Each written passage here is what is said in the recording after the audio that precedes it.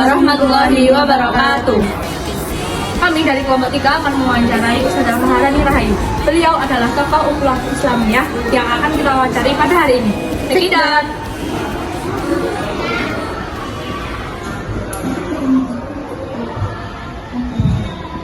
Waalaikumsalam. Pak. Di sini kami untuk memberi beberapa pertanyaan untuk teman saya sendiri. Di luar jam kerja mengajar, apakah sudah ada aktivitas lainnya yang meliputi tentang hijrah? Alhamdulillah ya. Pulang sekolah, terus mandi, balik lagi mesti kajian dari Senin sampai Sabtu. Terus Ahadnya kadang ada, kadang enggak, tapi rata-rata ada. Jadi hampir di setiap hari berkecimpung di dunia taklim sama ibu-ibu, sama simbah-simbah. Apa yang menginspirasi saya untuk menjadi seorang pendakwah? Ingin menjadi yang bermanfaat untuk yang lain.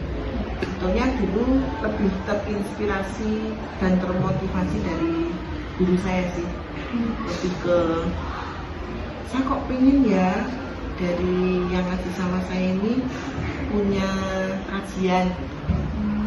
Karena guru saya itu bilangnya cuma apa ya, dia itu kan halus terus bilangnya standar aja, tapi kok hati saya kayak kena bom gitu. Oh iya ya, dan itu kan rangkaian ya, bagian dari dakwah, bagian dari jariah. Jadi saat kita bisa share ilmu ke orang lain merasa itu bermanfaat, dilakukan, maka kita akan dapat pahala juga. Jadi terus mulai untuk bareng-bareng, ada yang sendiri, ada yang bareng-bareng teman, bikin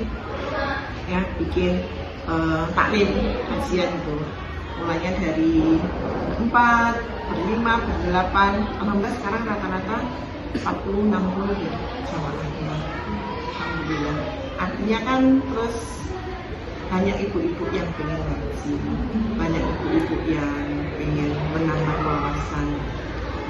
Yang perkembangannya, bismillah ya, Allah memberikan kemudahan gitu. Kemudian siapa tokoh yang banyak menginspirasi Anda dalam Rasulullah Sallallahu Alaihi Wasallam? Belajar dari sirah beliau ya, insyaallah idola sampai akhir hayat adalah Rasulullah. Ditambah ada beberapa ustadz yang memang saya belajar dengan beliau gitu ya. Jadi banyak konferensi di YouTube ada, saya hadir di kajian beliau juga ada gitu. apa tantangan terbesar Ustazah yang Ya, berhubungan dengan makhluk, berhubungan dengan orang yang berbagai karakter. Masya Allah, ya Masya Allah. Bayangkan dari Senin sampai Sabtu, bahkan sampai Ahad, gitu ya. Berhubungan dengan berbagai karakter itu, kalau tanpa diilmui, mesti bikin pusing, mesti bikin apa ya? Berarti masalah. Jadi saya malah menambah wawasan saya, menambah kedewasaan saya dengan bertemu dengan karakter yang berbagai macam. Mungkin karakter saya, keinginan saya A, tapi ibu ini A ya, tapi ada sebagian ibu yang enggak Ustazah, ini tuh B. Serunya menjalani bisa keputusan yang itu enggak datang dari saya atau bagian dari kita yang musyawarah. Pertama Ustazah, ibu gini ya, nggak bisa saya maunya gini. Ternyata setelah dirapatkan suara terbanyak adalah ikut ibunya itu. Mau nggak mau kan jadi, bayangkan harus mengikuti, menjalankan sesuatu yang itu bukan ide dari kita, tapi itu hasil dari mufakat. Kan seru, ya kan? Perjuangan mengolah rasa, perjuangan mengolah hati, akhirnya mau mengamalkan, itu loh yang keren. Jadi kayak hidup itu bahagia itu biasa, tapi saat kita sedih Itu sebetulnya luar biasa. Allah mengajari kita untuk menyeimbangkan jiwa. Jadi kenapa hidup ini selalu ada dua, bahagia, susah, ya. Terus ada sakit, ada sehat. Itu penyeimbang dan itu sebuah keniscayaan. Ingat gak hadisnya 5 sebelum 5? Harus siap dengan kondisi sempit. Kan selama ini kita lapang, begini ya. Siaplah terhadap kondisi sempitmu. Jadi siap sempit saat lapang. Ingatlah saat kondisi kamu sakit, di saat kamu sehat, ya kan? Gunakan mungkin waktu mudamu sebelum datang masa tua. Artinya masa tua ada dong, ya kan? Terus gunakan saat sehatmu sebelum datang masa tua. Jelas itu berarti ada keniscayaan kita sakit walaupun itu enggak harapan kita. Dan siapkan hidupmu sebelum kematian. Karena mati hanya satu kali episode, hidup juga hanya satu kali.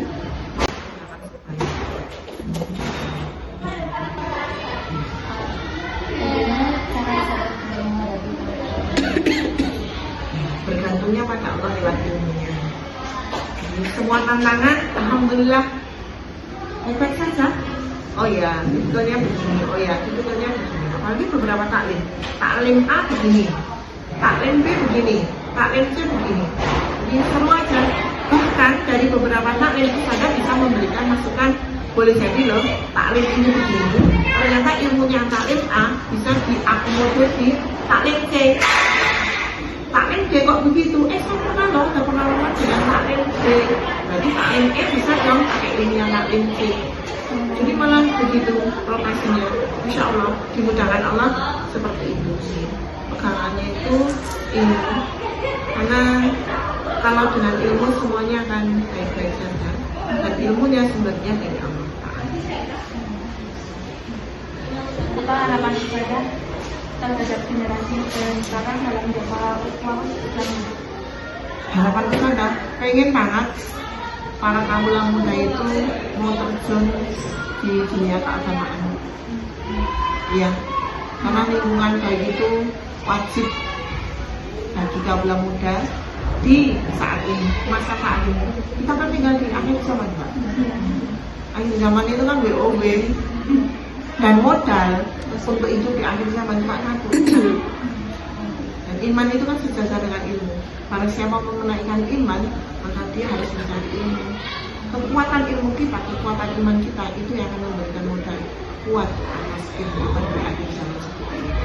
Banyak kan di sosmed menikah tapi hamil dulu, pergaulan bebas. Jadi makna wala taqrabu zina itu benar-benar harus dipahami oleh kaula muda. Dan itu didapatnya di mana? Di BPI, di mentoring, di lingkungan yang baik. Seperti itu. Maka betapa bahagianya antum ya sekolah di yang di Sumahiga ada BPI-nya, bertemunya dengan lingkungan yang baik, teman-teman baik, guru yang baik. Bagaimana cara saya menyesuaikan diri saya di berbagai kalangan? Iya, itu, masya Allah.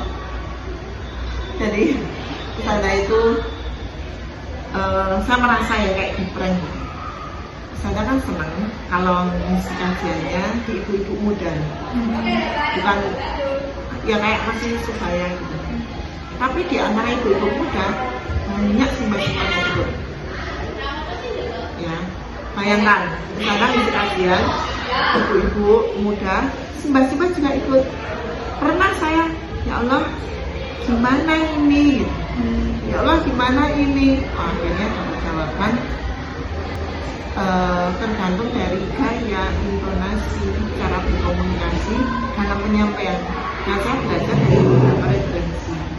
Ustaz di YouTube kah? Atau saya belajar di Ustaz sana kah? Jadi lebih ke itu tantangan ya. Sama alhamdulillah Allah memberikan solusinya dengan itu. Maka belajar komunikasi itu insya Allah. Dan komunikasinya lancar, nyambung, kena ke audiennya menikmati. Jadi kalau saya sama simbah-simbah, kan saya di desa ya, Kalau sama simbah ya saya harus menguasai bahasa Jawa. Nah, biar masuk. Dan bahasanya ibu-ibu muda kan ada, misal saya pakai kata logika, simbah mungkin tahu dong logika. Jadi di situ saya belajar, oh logika apa ya, penalaran. Penalaran itu kan nyambung ke bahasa Jawa, tak sambungin. Ada nggak caranya berpikir? Oh nak gini. Nah, saya itu betul kan lewat itu, apa namanya, gaya komunikasi saya. Jadi saya harus banyak referensi bahasa Jawa gitu ya. Di situ kan juga akhirnya belajar kembali tentang kromo inggil, kromo alus dan seterusnya. Kalau yang masih muda aman. Dan ternyata yang ibu-ibu pun masih ada PR-nya lagi. Ada mbak-mbak yang belum menikah ikut juga kasihan. Wah itu masuk ada yang Gen Z juga.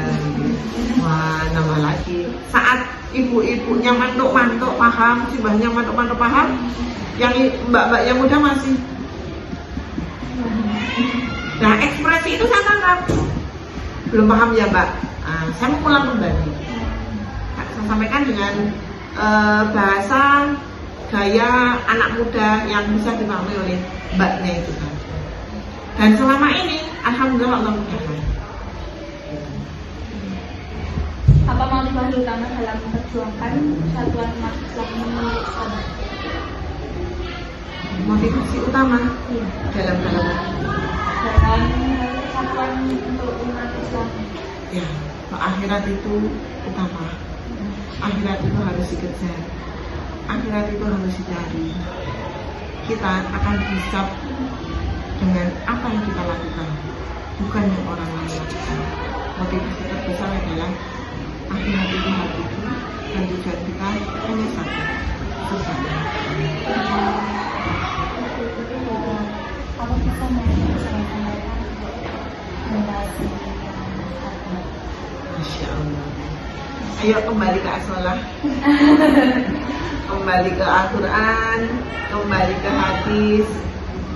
Coba taat sama Allah, birrul walidain sama orang tua. Sukses hidupmu, Mbak. Sukses hidupmu.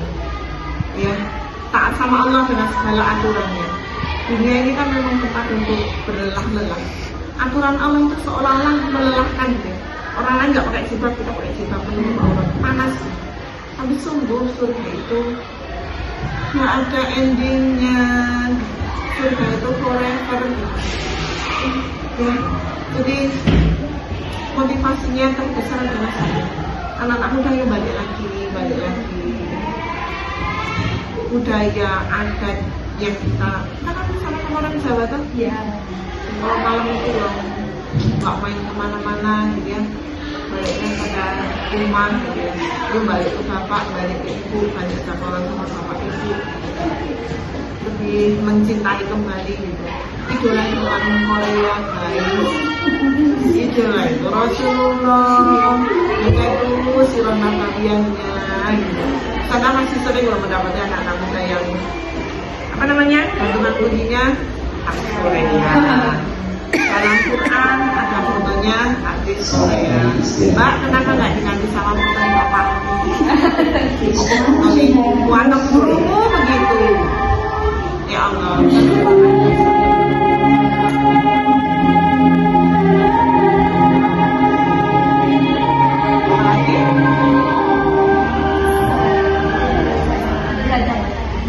Dari kami saja. Terima kasih sudah menjawab pertanyaannya dengan Oke, sama-sama.